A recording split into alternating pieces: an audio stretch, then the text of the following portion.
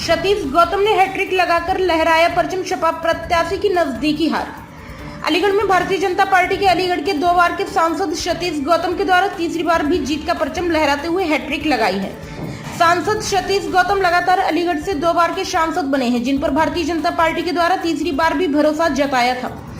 Bharatiya Janata party के प्रत्याशी को लेकर मुकाबला काफी दिलचस्प था। यहाँ पहले भारतीय जनता पार्टी के प्रत्याशी की जीत का आंकड़ा पहले चुनाव में 2 लाख से ज्यादा था, लेकिन अब वही आंकड़ा 15,643 वोटों में सिमट कर रह गया है। लेकिन सतीश गौतम की जीत से भारतीय जनता पार्टी के द्वारा अलीगढ़ ने एक नया इतिहास रच दिया है। मुझसे पहले शीला गौतम के द्वारा अलीगढ़ में यह कारनामा करके दिखाया था, जिसमें उनके द्वारा अलीगढ़ लोकसभा पर 4 बार जीत का परचम लहराया था, जिसमें सन 1991 से 1996 व 1998 के साथ 1999 में चुनाव जीतकर 4 बार शीला गौतम ने अलीगढ़ को भारतीय जनता पार्टी का किला बनाया था।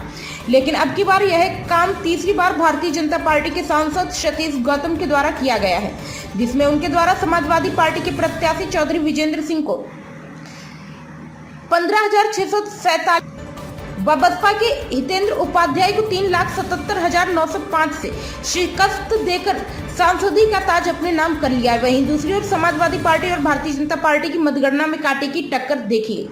सपा प्रत्याशी विजेंद्र सिंह ने शहर और अतरौली विधानसभाओं की 3-3 राउंड का अंदेशा जताते हुए आपत्ति लगा दी थी, जिससे मतगणना रुक गई थी। उनकी आपत्ति को लेकर डीएम विशाख जी के द्वारा स्वीकार करते हुए मिलान करवाया गया। मिलान सही पाए जाने पर मतगणना शुरू हुई। किसको मिले कितने वोट? सतीश गौतम को 5,18,034, तो वहीं समाजवादी पार्टी के चौधरी विजेंद्र सिंह को 4,86,187 वोट मिले। बसपा के हितेंद्र उपाध्याय को 1,23,929 वोट मिले, जिसमें भारतीय जनता पार्टी के सतीश गौतम 15,647 वोटों से विजयी घोषित हुए। समाजवादी पार्टी के प्रत्याशी चौधरी विजेंद्र सिंह के द्वारा अधिकारियों पर हार का ठीकरा फोड़ दिया गया है। उनके द्वारा एडीएम सिटी पर गंभीर आरोप लगाए गए हैं। चौधरी विजेंद्र सिंह के द्वारा एबीपी लाइव से बातचीत के दौरान बताया गया, सुबह से ही टेबल पर एसडीएम सिटी बैठे रहे, जिनके द्वारा घपलेबाजी कराई गई है। क्या कहते हैं डीएम विशाख जी? पूरे मामले को लेकर जिलाधिकारी अलीगढ़ विशाख जी के द्वारा एबीपी लाइव से बातचीत के दौरान बताया गया कि अलीगढ़ में समाजवादी पार्टी के प्रत्याशी चौधरी विजेंद्र सिंह को भारतीय जनता पार्टी की प्रत्याशी सतीश गौतम के द्वारा 15,647 वोटों से शिकस्त दी है। जीत का प्रमाण पत्र सतीश गौतम को सौंपा गया है। समाजवादी पार्टी के प्रत्याशी के द्वारा एक शिकायत पत्र दिया गया था, जिसको लेने के बाद जांच कराई गई। जांच में सब कुछ ठीक पाए जाने पर अभिलेखों के अनुसार सांसद सतीश गौतम को विजयी घोषित करने के बाद उन्हें प्रमाण पत्र सौंप दिया गया है।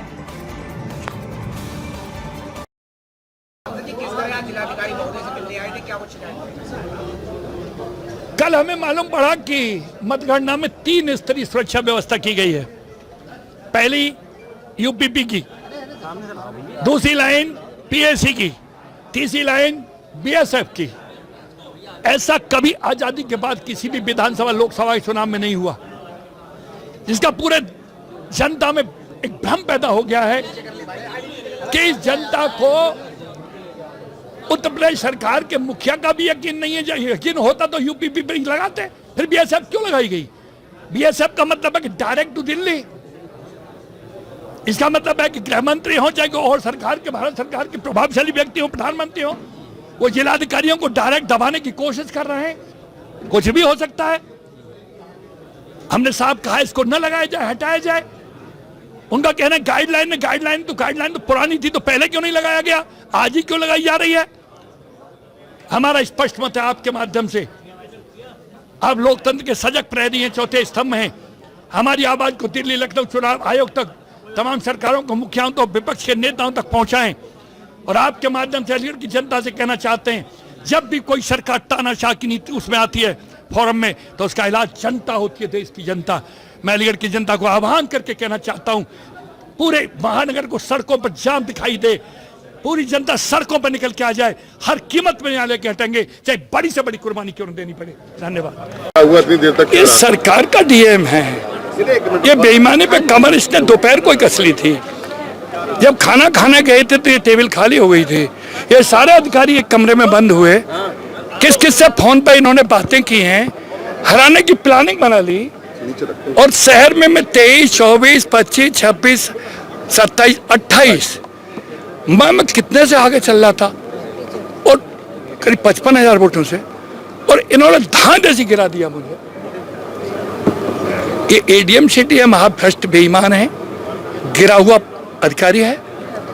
इस अधिकारी ने खेल किया है, अवैधानिक रूप से सुबह से शाम तक वहाँ की उसमें बैठा रहा एआरओ के पास। वो एआरओ भी ऐसा ही है, ब्लैंडर है पूरा। वो पहले ही कमर कसे बैठा था। कितने वोटों से आ रहे हैं आप? सही 14-15 से। 14-15। तो कहाँ जाएंगे, क्या करेंगे? हाई कोर्ट जाऊंगा, सुप्रीम कोर्ट जाऊंगा। आपने अभी जो शिकायत की थी, लिखकर जो शिकायत की 11 मशीनों की काउंटिंग इन्होंने नहीं की, बंद पड़ी है, और उसमें कम से कम मेरे 9,000 वोट हैं। 9,000 वोट उधर से इधर आएंगे तो मैं जीत जाऊंगा। पार्टी हाईकमान से बातचीत हुई आपकी? भैया यहाँ मोबाइल नहीं है हम पे। क्या रिकाउंटिंग की मांग किया सांसद? हाँ किया, रिकाउंटिंग की मांग की? किया। क्या बोल ये क्या करेंगे? ये बेचारे हैं, बेसहारे हैं, इनकी आत्मा मर चुकी है। ये आईएएस अफसर नहीं है, पीसीएस नहीं है, ये कुछ नहीं है, ये गिरे हुए गन्ना डाली के कीड़े। 11 ईवीएम के बारे में क्या बताया गया? तो कह रहे हैं कानून।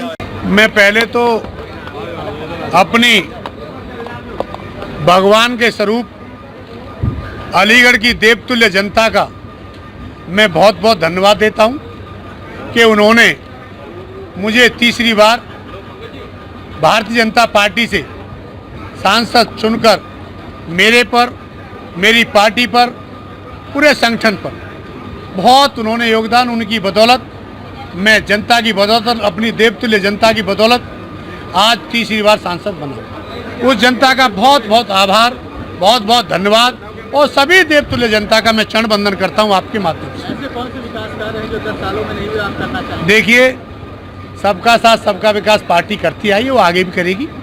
सभी हम हमेशा विकास ही करते हैं, टोटल विकास किया है, और जनता विकास पे ही वोट देती है।